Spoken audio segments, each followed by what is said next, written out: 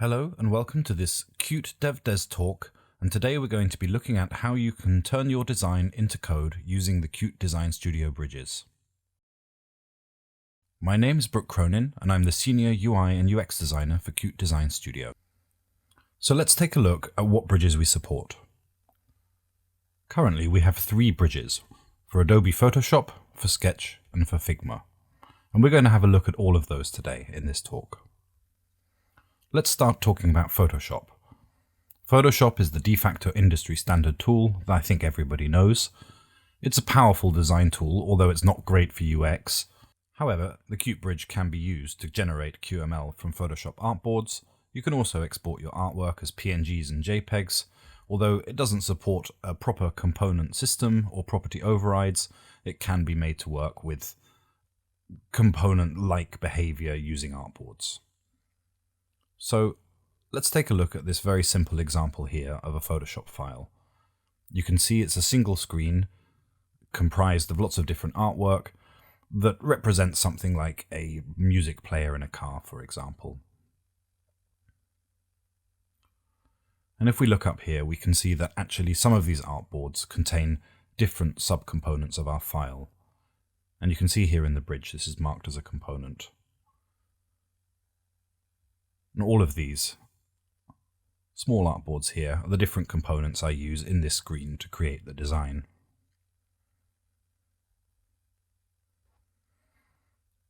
Because Photoshop doesn't have an inbuilt component system, what we actually have to do here is create a layer, and then we use this as artboard feature in order to override that layer with our artboard here, which is the master component, which contains all of our icons as individual child items. If I make the background here black, you can see a little bit better that we have all of these different elements on the artboard, and it's the same for all of our other components that we instantiate inside our design using this as artboard feature, which, as I said, just replaces the layer with the actual component from a different artboard here. So let's just export this one.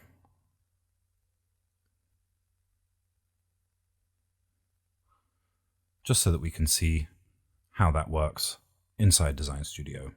Now, I'm not going to spend too much time on Photoshop because it's been covered in lots of other talks and we don't have too long today. So I really just want to show you very quickly how you can bring in Photoshop into Design Studio, keep all of your artwork, keep all of your structure, and generate a meaningful QML file from your design. And you can see here that it's exporting all of our artwork. And as it does so, it actually has to traverse the entire Photoshop tree and all the layers and generate a metadata file that can be used to rebuild this design inside Design Studio. And now you can see actually it going through layer by layer, everything in the Photoshop file that will be used to generate the QML. Of course, one of the things that Photoshop does do is it supports text layers. So you will not get static images for your text, but actual text layers, although everything else in this case will just be PNGs, which you can see here in the export folder. All of our artwork, all of our assets are created as PNGs, and then that will be used to rebuild that file inside Design Studio.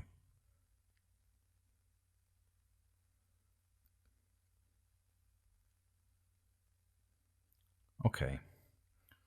Let's go over to Design Studio, go to the Asset tab in our library, and we can look for that folder that we've just exported everything to. And inside there will be all our assets and the metadata file that is actually generated that the importer in Qt Design Studio uses to rebuild. There are some settings here in the importer. We're going to be using everything as default today, and we're going to generate a new folder for each import because we'll import from 3 different tools into one project.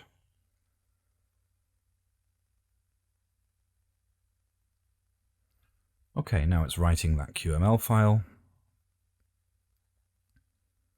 And now that's done.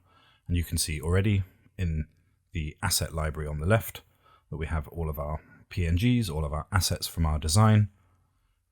And if we go into the project tab here, you'll see that all of the components have been generated as QML files. So we can take a look at this main file, just to confirm that everything has come across exactly as it was in our design, and even with our component structure in place. So let's go inside this little menu component here.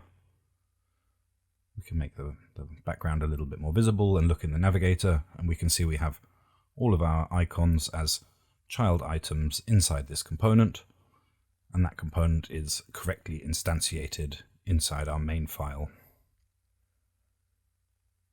here. And we have all of our structure of our design here in Design Studio as we created it inside Photoshop. So each of these small subcomponents is instantiated, although it's a component in itself. And all of the IDs and labeling, naming, hierarchy, this is all brought across. Okay, so onto Sketch. And while Sketch is a better tool for UI and UX design, and it's a good choice for designers using macOS, it is actually only macOS supported. So not much use if you're using Windows. However, Sketch does have a symbol library and supports symbols as components, and you can do things like property overrides on text and symbols with inside Sketch. And you can also export SVG, which is different from Photoshop. And also you will be able to automatically convert hotspots into mouse areas, which is a nice feature of Sketch. And so here's a more complicated design using Sketch. One of the nice things about Sketch is you actually have pages, so you can organize components and screens onto different pages. Here is my component page, and you can see here as I sort of mouse over the tree on the left, it's kind of highlighting all of the different components I use in this design. And the nice thing about that is you can, as I said, use these symbols and it will generate here. You can see that automatically becomes a component when you create a symbol in Sketch. And these symbols can all actually be nested. So you have sub-symbols. So this is a component inside a component. And here is the original component. And then that is instantiated inside another symbol, which is another component. And then these symbols can then be instantiated inside other components or screens to create a real nested structure using Sketch symbols as the base.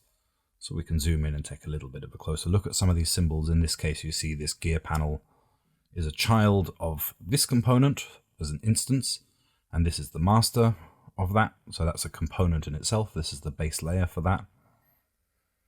And similarly here with the temperature and battery icons, the icons here are the master components, and you have those instantiated as children inside other components. And then you can build upwards from that to create quite complex design structures. And Sketch symbols actually support that really nicely, allowing you to really build a proper UX design with the tool. So on this page, you can actually see I've created some screens and I've instantiated some of these components already. So this little symbol here is the start button. And then we have the other elements that comprise that artboard, which comprise that screen. So we actually have some other kind of sub symbols, in which case here we have the background, the start button. On this one here we have other nested components underneath it, but also this one is set to skip. So I just wanted to show you the skip function here. That will basically would mean that that is ignored by the importer and you won't have that screen here. So we'll only get that start screen. This one will leave as skipped so that we can see that that one doesn't come in. This one here will reset as a component and we can give that a new ID. Just to show how you can rename the QML IDs using the Bridge tool. And this is how you actually use symbols in Sketch. You have this little menu. You can go here. You have all of the document symbols, and you can just grab them from there, place them inside the next screen, and that's going to create an instance of our component that we had on the other page. So it's a really nice workflow for actually creating a design system and reusable components that you can easily bring into your screen designs in other parts of your project. So we can drop a few more symbols in here, build up a screen.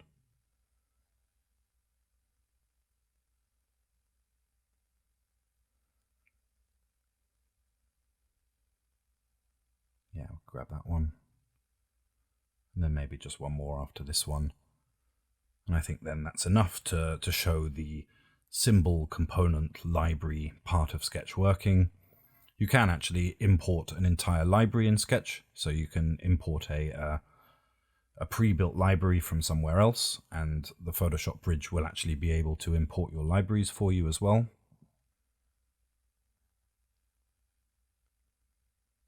Okay, I think we can say that that one's fine.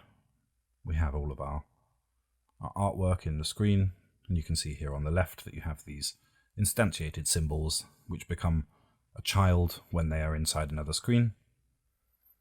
And finally, I just wanted to show you the override property of this text. So here we have an override property field, so we can change that to go here, which actually just changes the text for this instance of that component. If we go back here, we can still see that in the original component, we have start, and here in this instantiated version, this instance of the component, we've overridden that text property to go. So that's going to create a proper alias property for us when we import that into Design Studio. And all of these files are going to come in as separate UI QML files. And this one will too. And so I think that's enough for now with Sketch. We can also just, import that, take a look in Design Studio. And Sketch has been covered a few times as well. Sketch is not the newest of our bridges, so it's been out there for a while, and I think we've covered in detail in other places. I suppose one thing to mention with Sketch is that actually you can export SVGs, which is a nice feature. So we're going to do that, and we'll export that using the export button here. And when everything's done, click OK.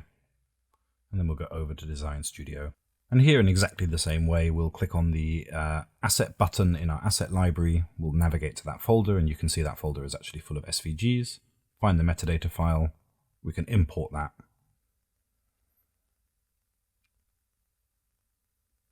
And in this case, what we're actually going to see is that the importer's giving us some warnings. Essentially, it's telling us that it found duplicate IDs and it renamed them for us. So because I didn't, in this case, go through and check to make sure that everything had a unique ID, the bridge itself did that job for me, so it's not a problem. But you can see here, I'm just try and highlight one of these error messages or warning messages that shows here that it found a duplicate ID and then it renamed it for us, which is a nice feature of the importer that it can actually do that, and it can rename your images or QML IDs and make sure that it keeps everything unique. And now we have all of that artwork in here inside our asset library, and we have a new folder here for our Sketch import. And inside that we have all of our UI files. So let's take a look at that main file. And here you can see that everything's been imported into our main file. It contains all of the instances of our components, and we can go inside one of these components here.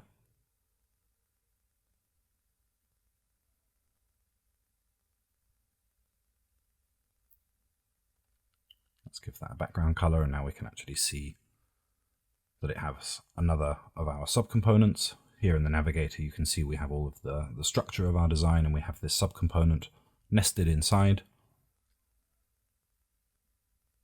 And again, give it a background color. Now we can actually see here that we have our next layer down all the way to this outmost leaf component, which is the temperature gauge here.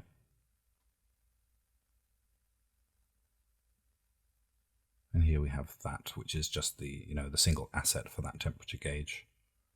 You can see up here we have this little crumble bar at the top, which shows you how deep into the structure you are. So we can go back up through that, through this component,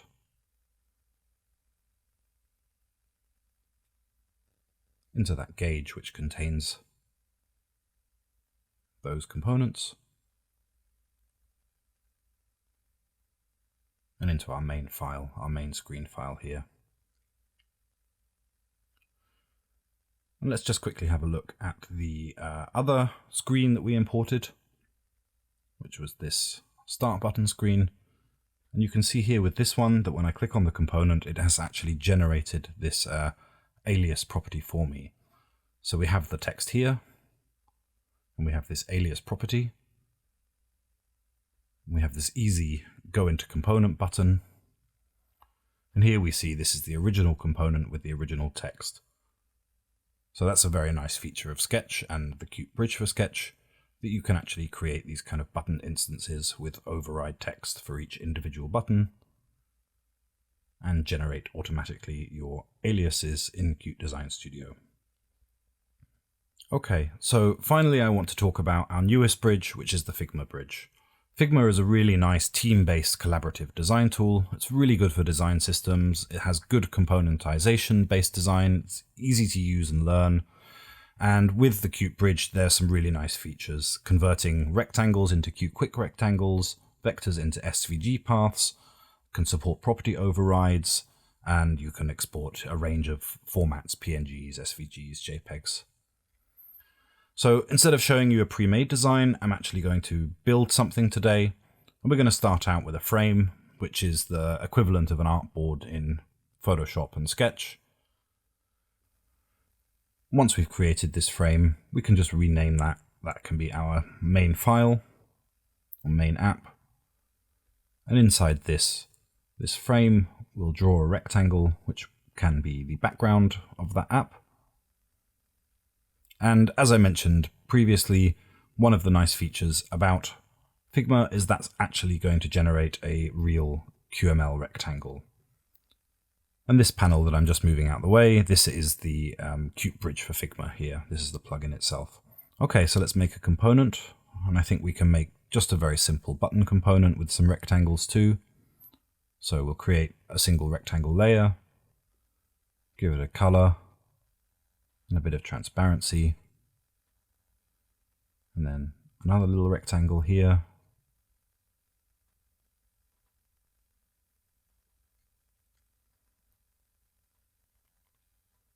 Yeah, fiddle with the colors a little bit, and zoom in a bit to see it a bit better. And finally, we'll add a text label. And all of your text properties, they're going to be properly converted from Figma into Design Studio. So alignment, center, and centered, and vertical alignment centered as well. Font size, font weight, color. And then we can just create a component out of that. So up here we have the component. We'll give that a name.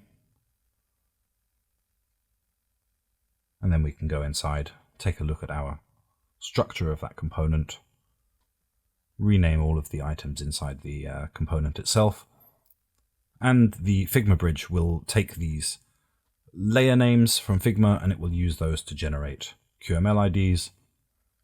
We can see here that this is a component and it has the ID that we've given it. If we change that layer name up here, then we actually have to click away and click back to see the update, but there we see that the ID is being generated from that name that we give the layer. And we can simply use an Alt drag to create an instance of that component, and then we can copy those instances to have three different button instances inside our file. And all of these buttons are going to be created from Qt Quick items, so rectangles, text items. And also with Figma, we can do property overrides for each of those buttons. So we can click on the text and give it a different text entry, a different label for each instance, which is going to generate this alias property automatically for us. Okay, One of the other nice features of Figma is it will turn your vector graphics into SVG path items, which again, really nice new feature that's only found in this bridge. So let's create another little graphic here with some more rectangles, and we'll draw a vector into it, very, very simple. So probably just a triangle or something like that for me today. But we can put some more layers in just to give it a little bit of color and show when we import that we're actually getting all of the structure, all of the visual positioning that we do, all of the design work that we create here is going to come across really nicely into Design Studio.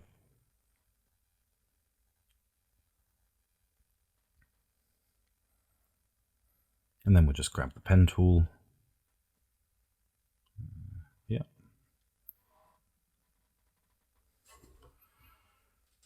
And we'll just draw really simply a vector. We'll give that vector a fill. And we'll change the stroke as well. Give that a colorful stroke and make it slightly thicker. And I just want to do that because I want to show you that these properties are also going to be translated into Design Studio. Just get rid of this pen. Delete this bit. And click the Done button. So now we see here we can create another component, give that component another kind of name.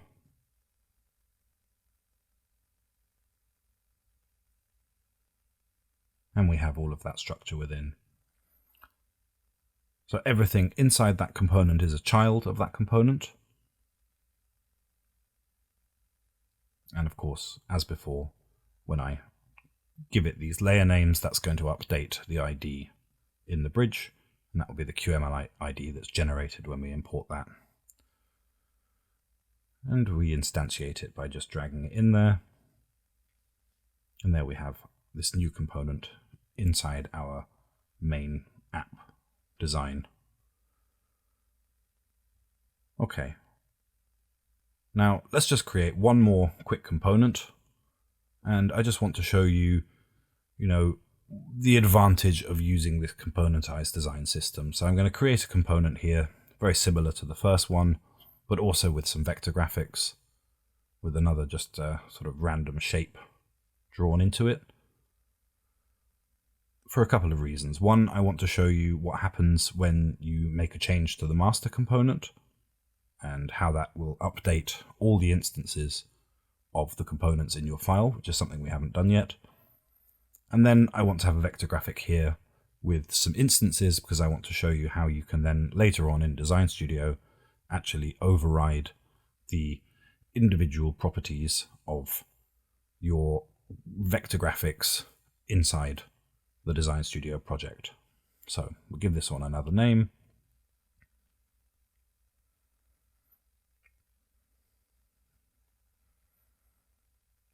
I think that's fine. And again, just rename the layers inside.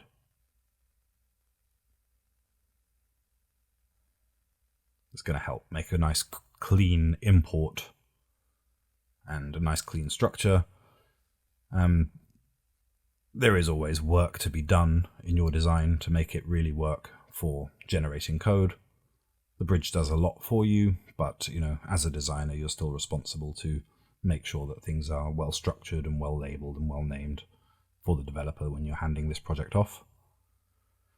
Okay, so now we have 3 instances, and if I change the color in the master component, you can see that color is being updated in all 3 instances. So this is a really good example of why these kind of design systems are really, really helpful for when you're making large projects. And you can change one symbol or one property of a symbol and have it update, or you can change something about the individual instance just for that one instance that you have in your design. So here we have our main screen. We have the 3 subcomponents that we've created. Everything's labeled, everything's ready to go to be exported into Design Studio.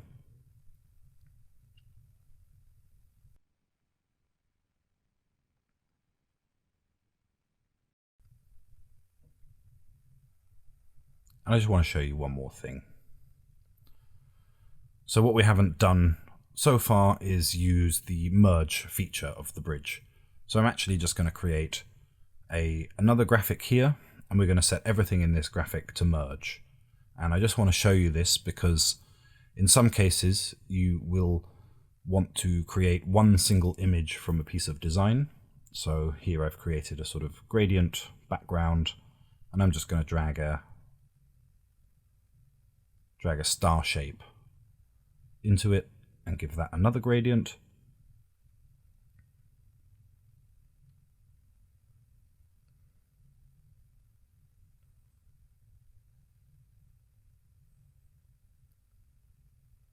Just pick some colors for it. Again, not worrying too much about the design here because we don't really have time for doing something really detailed. This is just enough to show that once I've created this component here from this one, given it a name,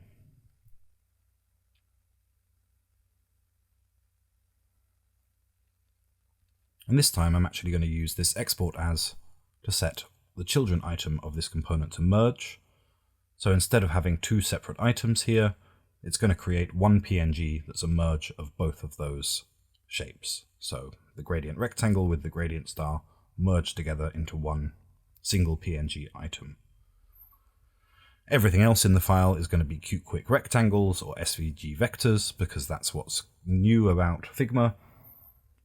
Of course, you could have PNG assets or JPEGs or SVGs. And that's actually exported here. And we're going to have to unarchive that zip, come back into Design Studio, repeat the process here where we go to the importer, select that metadata file, import our project.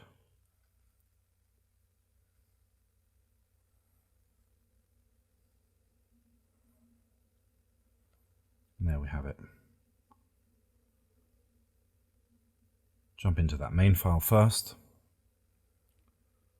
And there you see that we have everything from our design. We have our property aliases for our components here already. And as these are cute quick shapes, what we can do is we can come here to the navigator, we can select that rectangle, which is a real rectangle. We can make a property alias for that color value. And then come back up to our main file.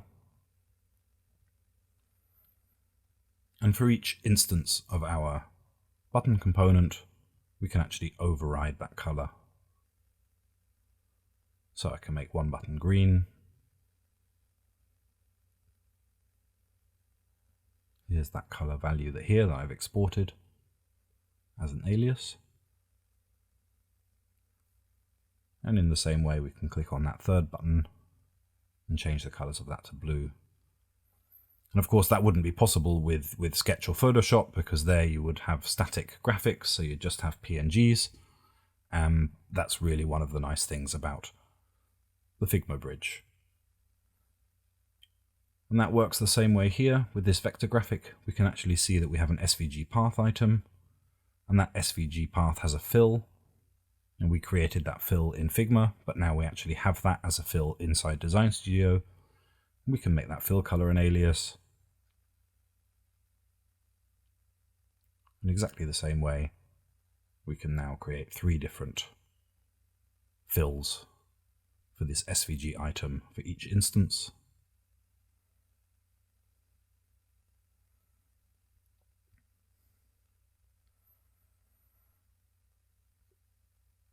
And with this one here, we can go inside and just take a look at, how well those properties come across. So we have all of our rectangles here with all of the color values that we've given them with all of their opacities as well. And with the SVG path item, we even have this stroke width. We can now come in and we can adjust this parameter of the stroke width as an independent property. We can actually add a gradient to our fill shape here. So really dynamic shape that's being generated from Figma into Design Studio. We can replace that fill with a completely new gradient here in Design Studio.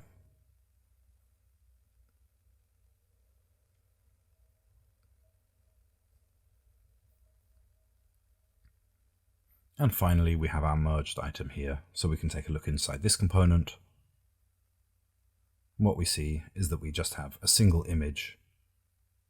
We can turn the visibility on and off for that single image, and we can see here that we've merged down our gradient and our star into one image, including all of its transparency.